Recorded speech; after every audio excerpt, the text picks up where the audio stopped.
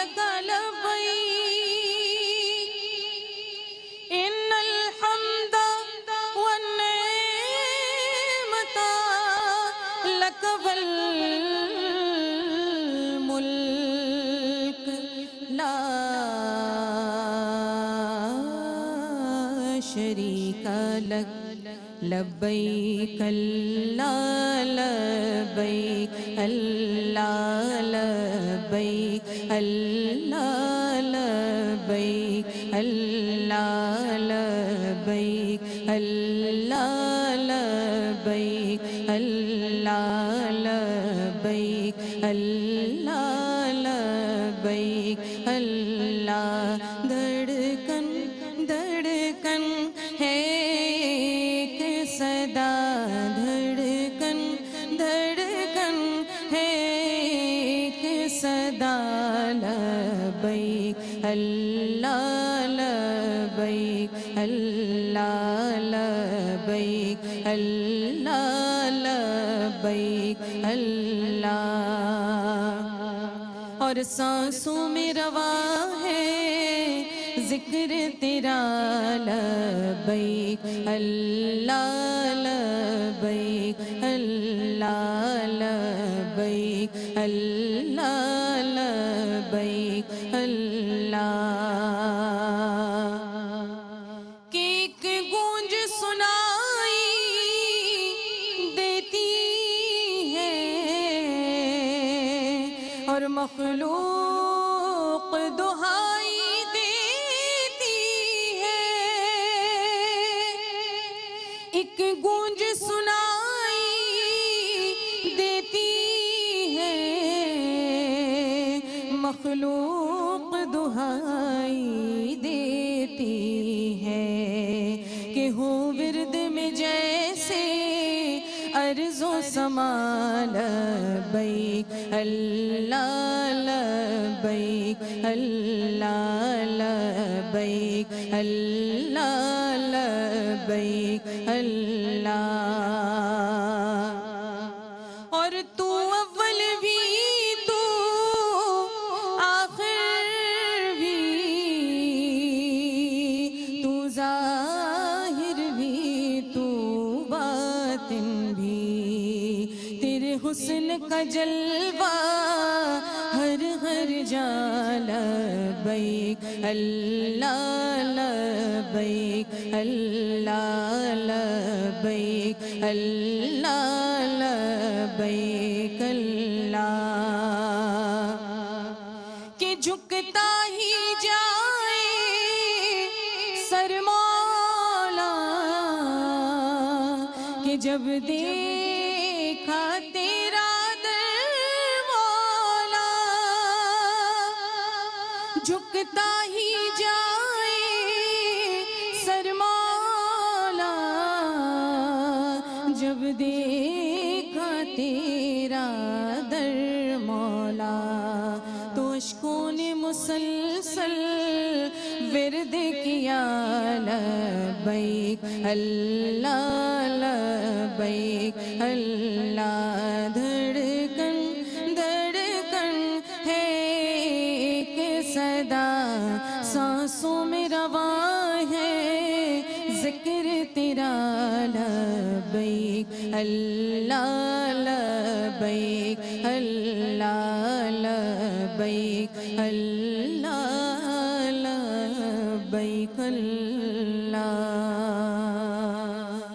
سبحان اللہ ماشاءاللہ بارک اللہ ماشاءاللہ عمدہ اور خوبصورت آغاز میری بہن شمائلہ ناصر کی جانب سے ہو چکا ہے اعوذ باللہ من الشیطان الرجیم بسم اللہ الرحمن الرحیم اللہم اغفر وارحم وانت خیر الراحمین ناظرین آپ دیکھ رہے ہیں شان رمضان کی خصوصی نشریات اور یہ اسپیشل سیگمنٹ ہے نعمت افطار اور اس میں بھی آپ دیکھ رہے ہیں خواتین کے لیے ڈیزائن یہ اسپیشل سیگمنٹ جسے کہا جاتا ہے رمضان ماہ رمضان اور خواتین اور یہ ذرہ ناچیز آپ کی خدمت میں سلام عرض کرتی ہے جناب اچھے اعمال ہماری زندگی کا سرمایہ ہوتے ہیں یہ اچھے اعمال ہی تو ہیں کہ جو ہمیں بام عروج پہ لے جاتے ہیں اور اگر وہ اقوام کے جو برے اعمال کا شکار ہیں وہ तनज़्ज़ुली के गढ़ों में गिर जाया करती हैं। जनाब, हुस्न सलूक से क्या मुराद है? ये मिलनसारी क्या होता है?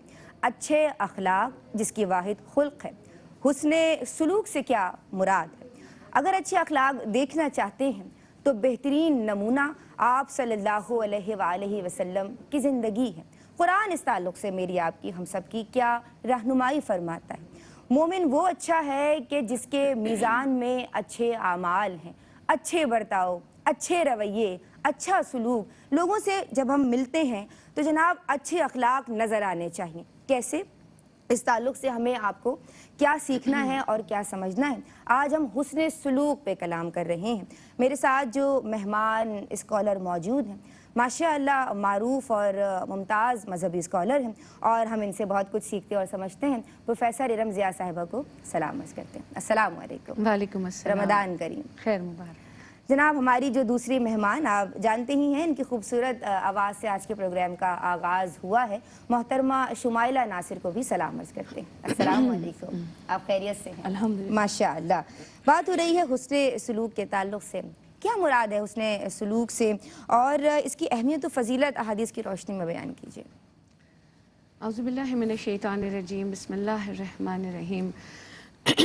निदा शुरू एक शेर से करूँगी जो मुझे बहुत पसंद है कि घर से मस्जिद है बहुत दूर चलो यूँ कर लें, घर से मस्जिद है बहुत दूर चलो यूँ कर लें, किसी रोते हुए बच्चे को हंसा कर देखें। तो दर हकीकत हुस्न सलूक जो है वो अल्लाह ताला की नेमतों में से एक नेमत है जो बंदे को अता होती है।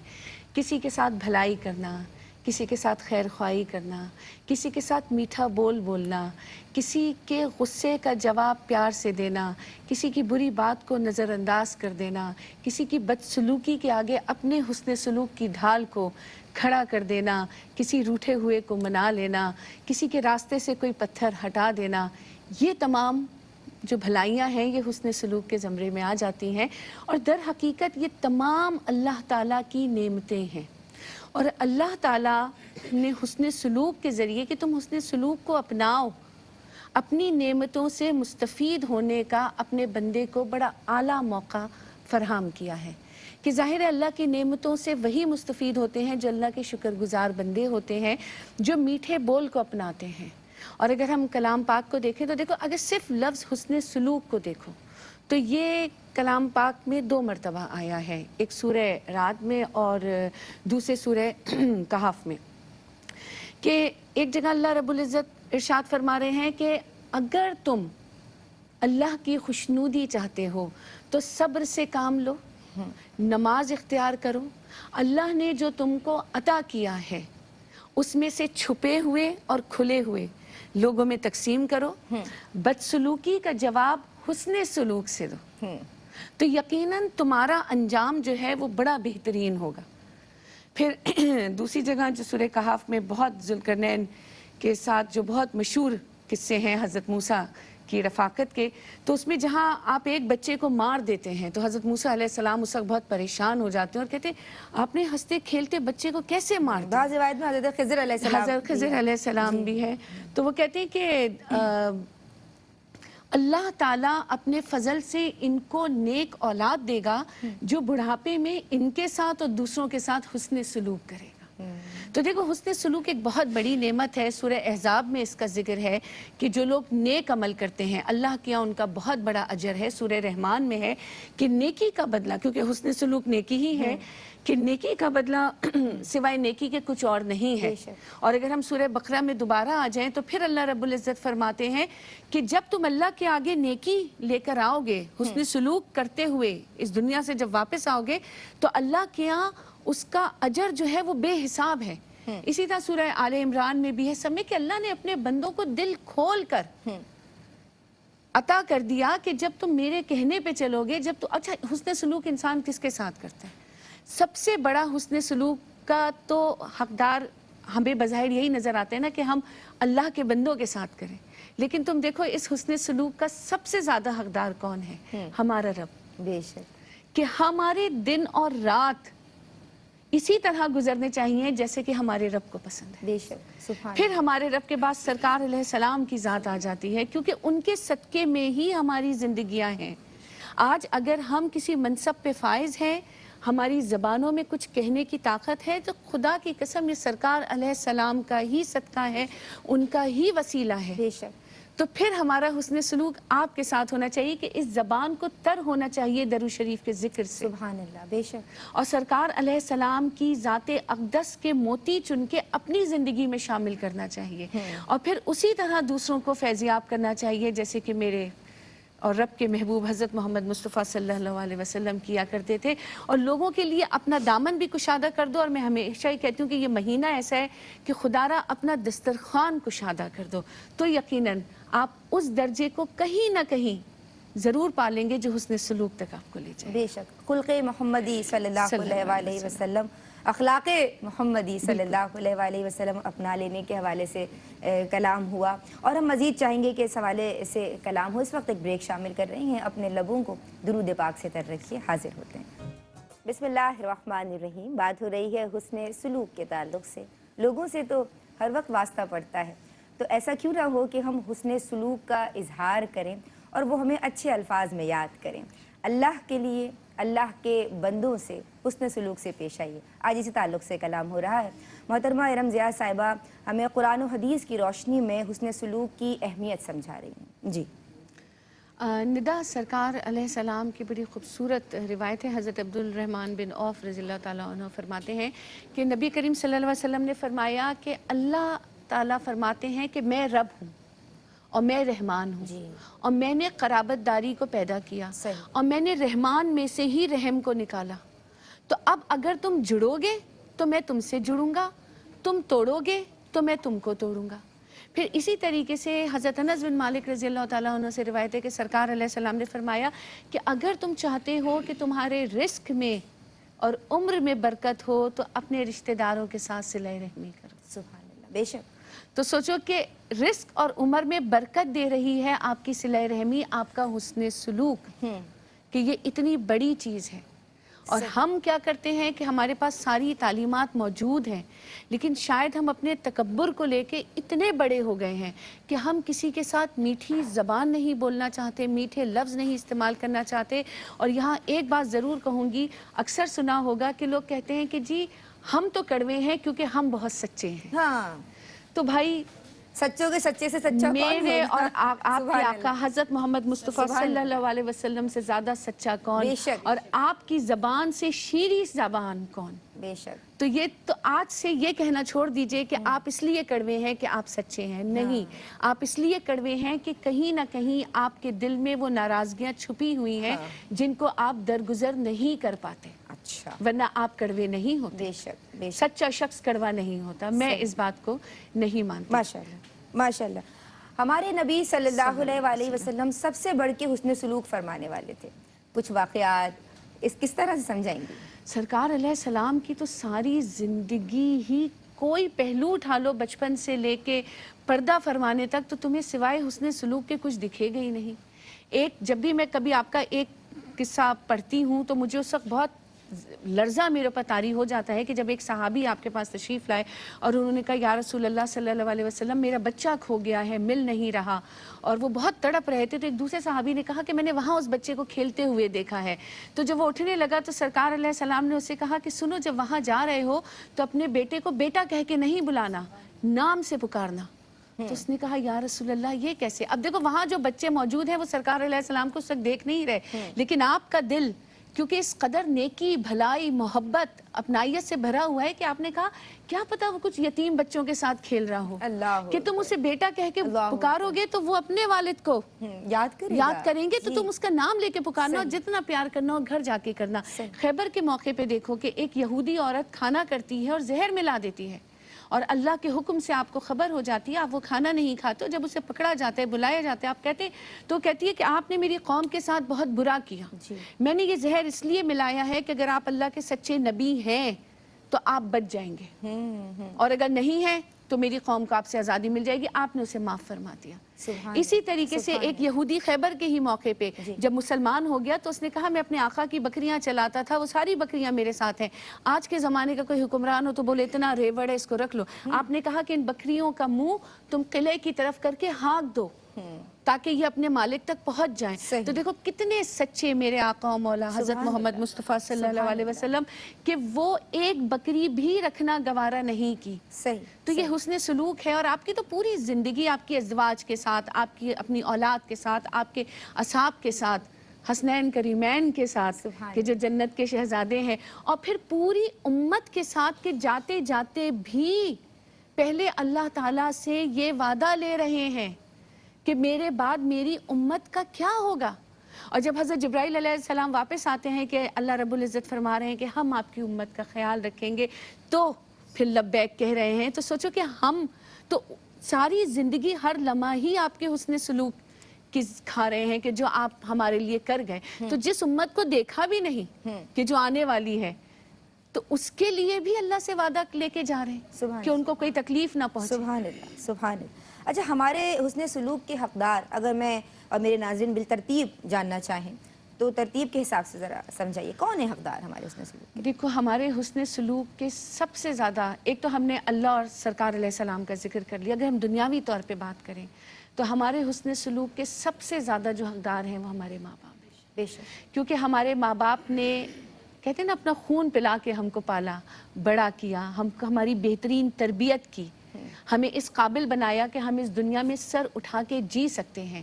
پھر آپ کے ماں باپ کے بعد آپ کے جو قریبی رشتہ دار ہیں، جو آپ کے ماں باپ کے رشتے میں جڑے ہوئے ہیں، ظاہر ہے وہ آپ کے حسن سلوک کے حقدار ہیں. پھر آپ کے وہ پڑوسی جو آپ سے بہت نزدیک رہتے ہیں. پڑوسیوں کے بھی تو 3 حقوق ہیں نا، کہ اگر وہ آپ کا رشتہ دار بھی ہے اور پڑوسی بھی ہے اور مسلمان بھی ہے تو 3 حقوق ہو گئے.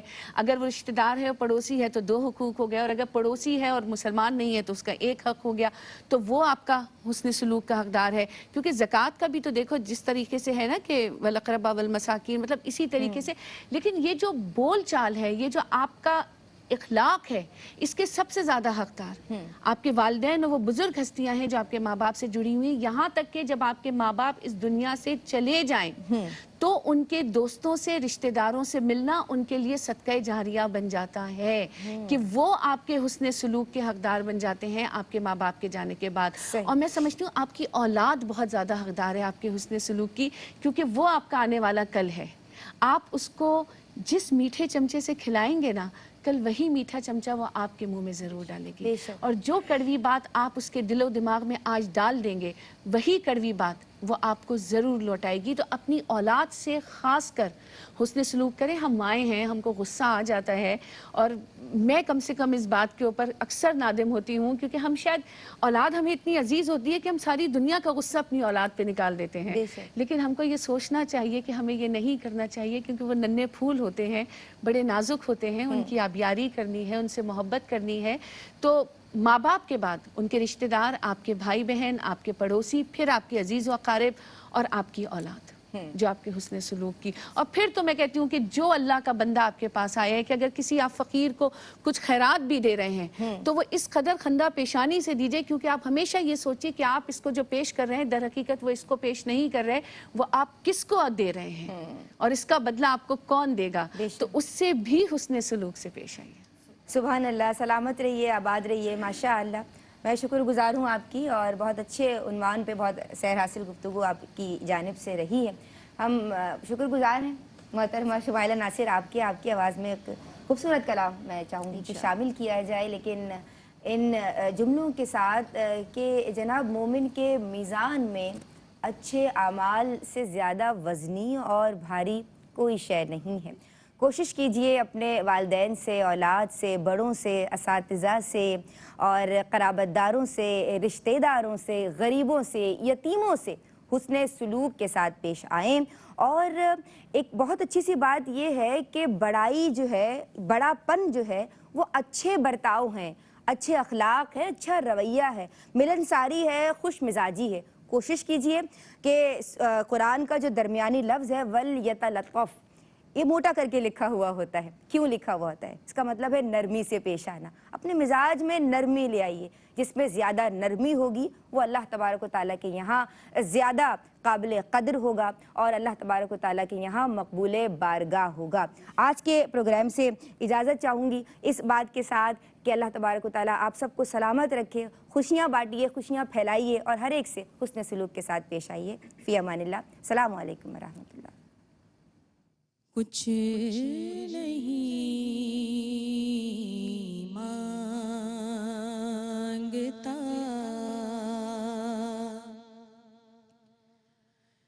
کچھ نہیں مانگتا,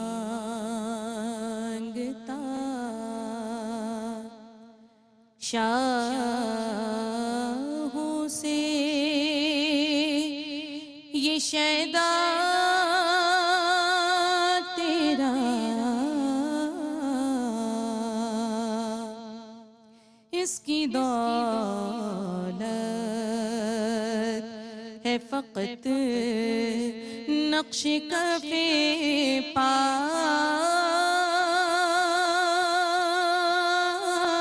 تیرا,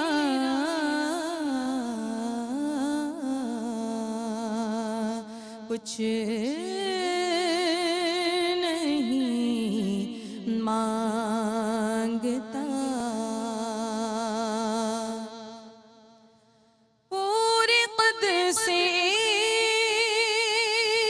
جو کھڑا ہوں تو یہ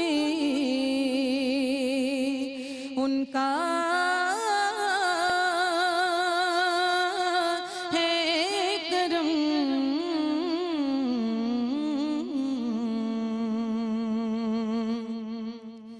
میں پورے قد سے جو کھڑا ہوں تو یہ ان کا ہے کرم.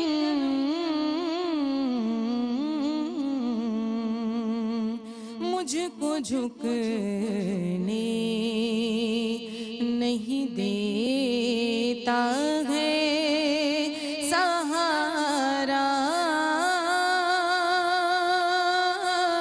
تیرا,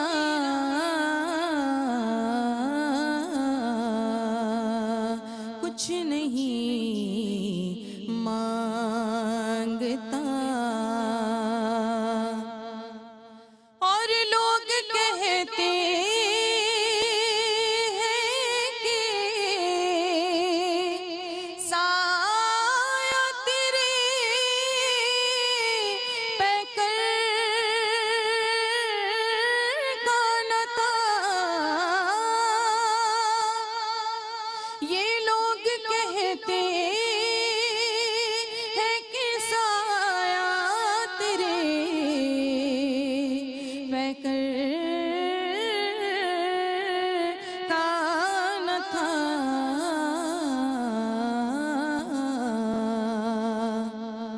پر میں تو کہتا